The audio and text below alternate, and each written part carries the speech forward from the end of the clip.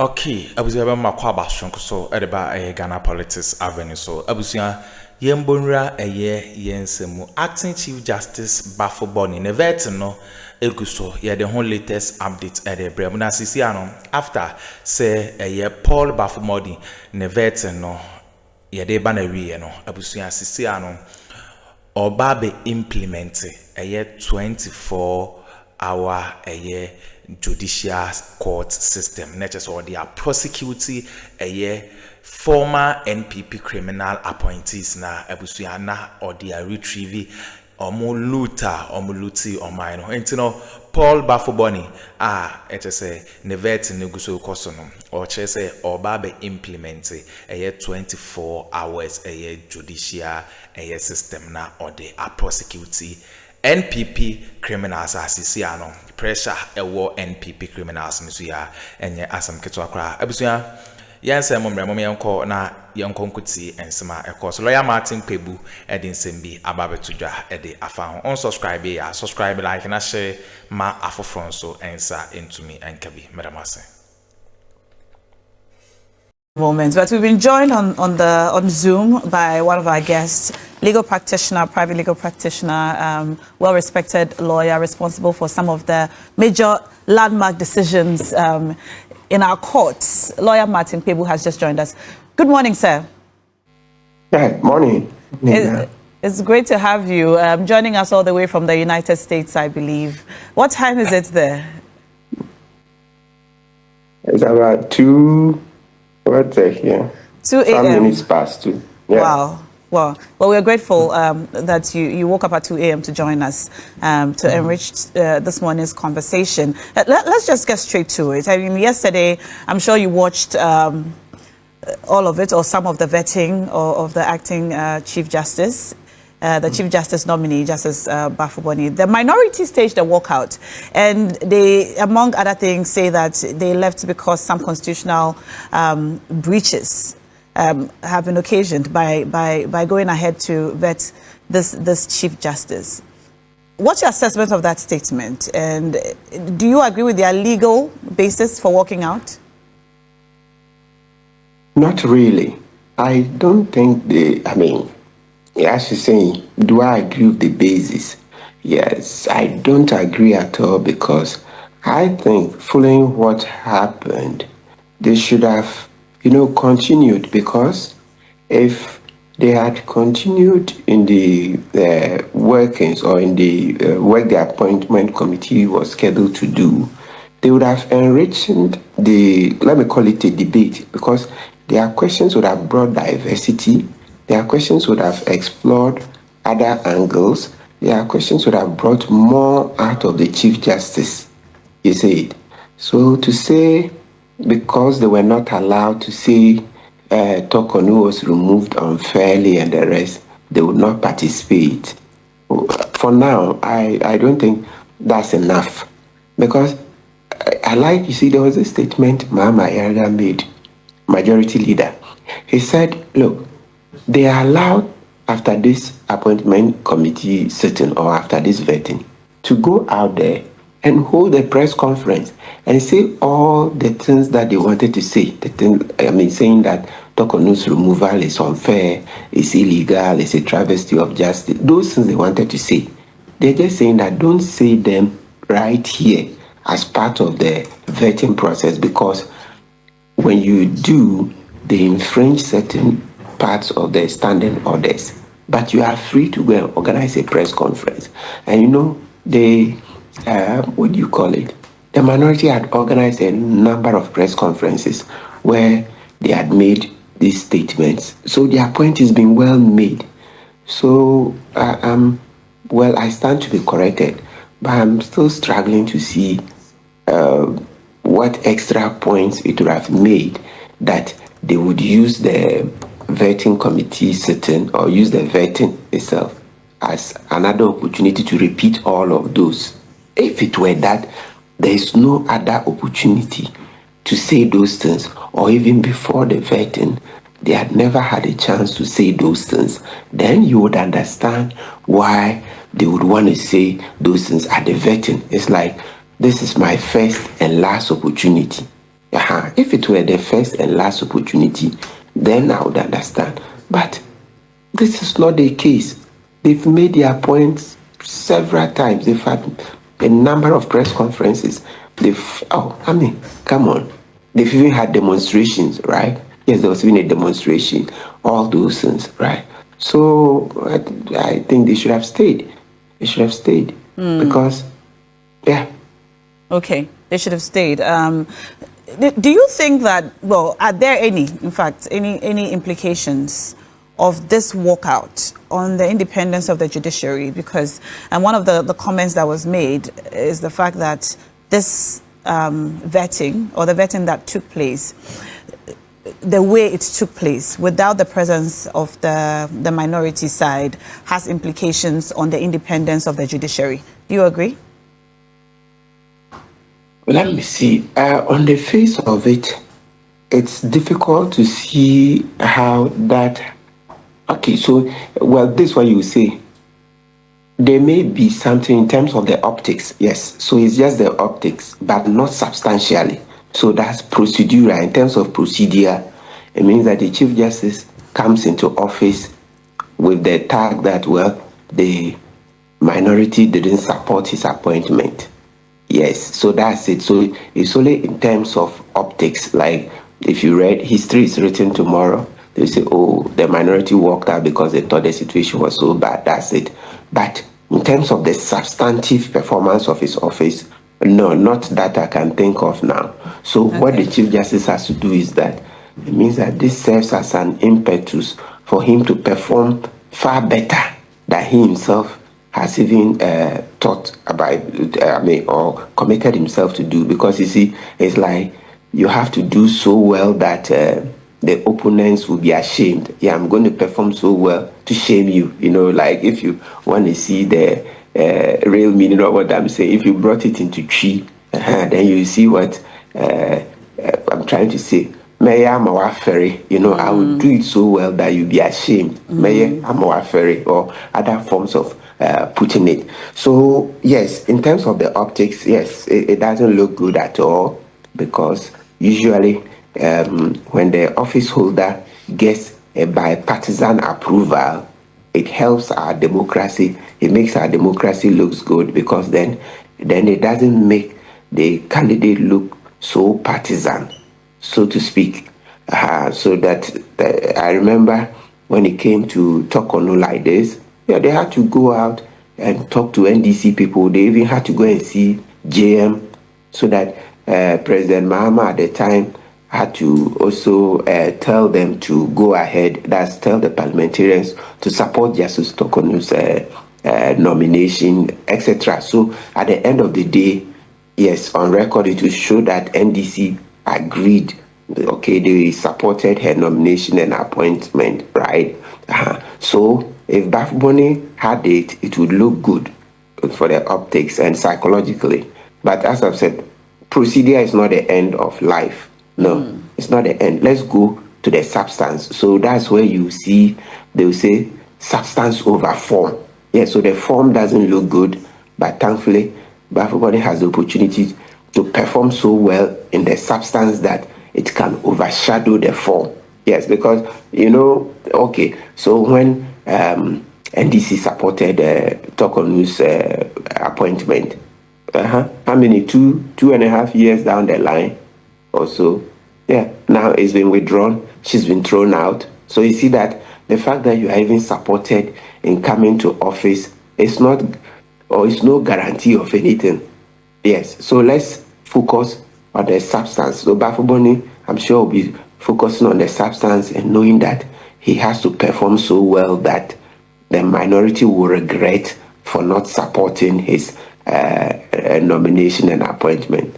All right. Now, even though you don't agree with the minorities walkout, if you could offer any advice, do they have any legal recourse to take because they are of their registered displeasure, in fact rejection of the Chief Justice nominee, and the fact that the vetting still took place? Do they have any legal recourse? What can they do at this point? Okay, so now going to the substance of their rejection, as from what I followed, they mentioned that there were pending suits. There were pending suits in the court, so they wish that the pending suits be resolved, that's be determined. The courts should finish. When the courts are done, then the vetting can go on. So since that is the pith of their grievance, it means that they would have to go support the litigants in those cases. You know, there's a Vincent Asefua case, there's Chief Justice Tokonu herself, ex-Chief Justice, her own case. There's also the one by Kwabna Bonfe Kabila, right? Yeah, so then since they very much believe in the substance, the merits of those cases, then their recourse would be to go support so that the Chief Justice would, well, it's not actually the Chief Justice, they should go support for the cases to be heard quickly, because you have to take steps, asking for the Chief Justice to empanel and the rest. The cases are at different stages. Different things have to be done. That's why I'm not putting the burden on the Chief Justice. Let's just say that they should take all the procedural steps that have to be taken so that the cases can be heard. And then once they believe in those cases, we'll see how it goes with the final decision of the court. All right. Before we let you go, Martin Pebu, you listened to the Chief Justice nominee and some of the suggestions or plans that he has for judicial reform, for the, better running of the judiciary. What are your general comments on some of the suggestions he made? Using AI to empanel judges and the swift justice delivery system that he hopes to be able to bring to bear. Yeah, absolutely. I mean, he was forward-looking, extremely forward-looking. It's good you've started with the AI. So, yes, I think it's good. The reason is I say it's good is that, years ago, the Americans adopted this AI in their various systems. They use it for bail, even in making decisions on bail. You go to court and then the decision as to whether the accused will get bail or not is made by AI. That's interesting. Exactly how does that work? I mean, this is yes. So let's say, now doesn't want a bad example. So let's use X. So X has a certain profile, maybe 25 years old. It's in the case of murder, but X works for this and this company, well paid. He's not had any previous offense, those things. So the data, he has a wife and children, all those things, they are fed into the system, is the algorithm, that's the app. And so the app will look at everything and then come up with a decision that, yes, this one, grant him bail. This one, don't grant him. Yeah. So it's been pre-programmed. Okay. So if bail decisions, the AI is being used, and they've done it for some years now. It didn't start just last year or 3 years ago. No. If you Google it, you will see. We will be able to read a lot more of it. So it's been around for some time. So if Justice BaffoeBonnie, not that if, since he said that he wants, he agrees that we should use it in empaneling judges. Yes, let's try it, because we have to keep trying. We cannot keep saying that, we are a developing country, so we don't have resources. No. Justice is very, very important. You see, justice helps to keep the society together. Where people live in a society and they don't feel that they're getting justice in the courts and the rest, and with time, they will resort to anarchy. You see, earlier on, my colleague panelists referred to the Mo Ibrahim Index and the way trust in the judiciary has plummeted, etc. Right? So we need to do everything. And Justice BaffoeBonnie says he will be leading the charges to restore confidence. So AI is welcome. 24-hour court system is welcome. And did you hear him make a joke that the NDC took a leaf from the books of the judiciary when it comes to the 24-hour economy? Because of the 16-hour courts.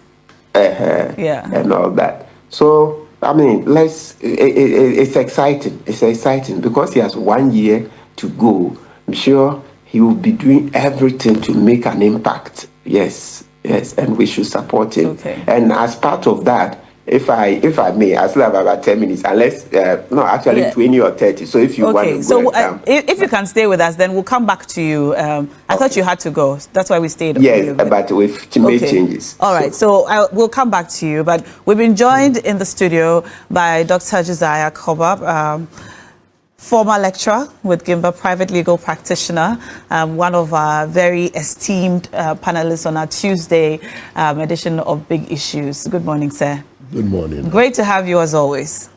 Thank you for joining us. Also joining us in the studio is another lawyer, legal brain, private legal practitioner, member of the NDC legal team, Mr. Victor Kojoga Addo. Adawudu. Good morning, sir. Good morning. Welcome. Great to have you. It's a pleasure being on the platform. Awesome. I'll take your initial reactions to what happened yesterday during the vetting, Dr. Koba. Yeah. Yesterday I watched with disgust. Oh, okay. I was very, very annoyed at the end of the day. At the end of the 8-hour day or before the vetting itself began? When I was going to bed, I was all right. kind of processing what happened during the day. And I was very upset. As a senior citizen, you know, I said, what's going on in this country? You know, my understanding of this as a lawyer is that the minority wants the former Chief Justice to exhaust all her legal options before we talk about a new Chief Justice. And I guess the basis is that because there are these cases in court, the cases should operate to stay whatever we are doing until the cases are determined. Yes.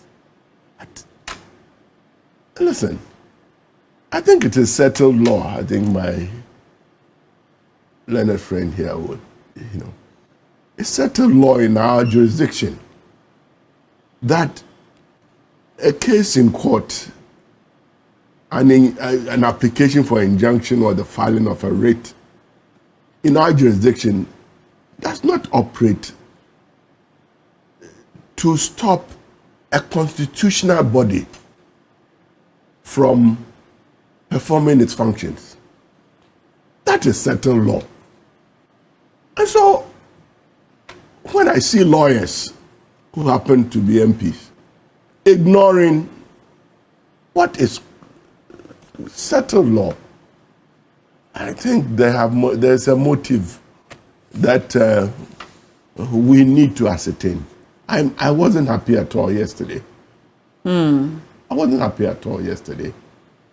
Okay. Now, furthermore, these are the same people that some time ago vandalized state property, broke microphones and overturned tables. The same group of people. Why? Is being a member of parliament licensed to disrespect us, the people of Ghana, the citizens who voted for you to go there? So I was very upset. I'm still very upset. I think something is wrong. You know, I feel sorry for Speaker Babin. It's a big task.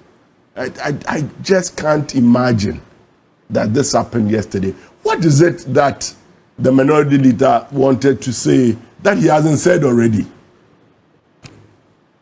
Or that he would not have the opportunity to say going forward? Why do you have to mar and disturb a very serious state function, vetting an incoming Chief Justice?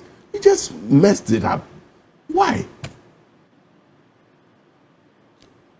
Parliament is not a theater for movie actors who want to have their day on stage. It is not. This is serious state business. And I think that it's about time we, the citizens, held people like Honorable Afenyo Makin, we held him to account. This should stop. Is a challenge with the boycotting and the walkout, or with the points they advanced about the vetting of the Chief Justice nominee? Because they put forward some challenges. They say some constitutional, there have been constitutional breaches, that the appointment or the vetting of this Chief Justice really puts the independence of the judiciary into disrepute. Yes, that's all legitimate issues to raise. But as I said, having these matters in court, in our jurisdiction, does not stop government business, state business from going on. And they know that. The minority leader is a lawyer. He knows that. And I think, for me, it's just one too many times. You know, this theater, this drama must stop. Macbeth. Parliament is serious business. And some of us are getting tired. I am really upset. All right, let me come to Victor. Victor, you also, I'm sure you also watched the entire process. Okay, abusua we ne ensema ekoso ewo political highway so Paul BaffoeBonnie nani so ade hunu na opese ode ba judicial system ni mo sisi ano NPP former appointees omote say oba be sete 24 hours judicial court no sisi ano say pressure and tension warm so no enye easy kura but amase some je pene kokoti sa ensem we edemai aha Ghana politics avenue so medamase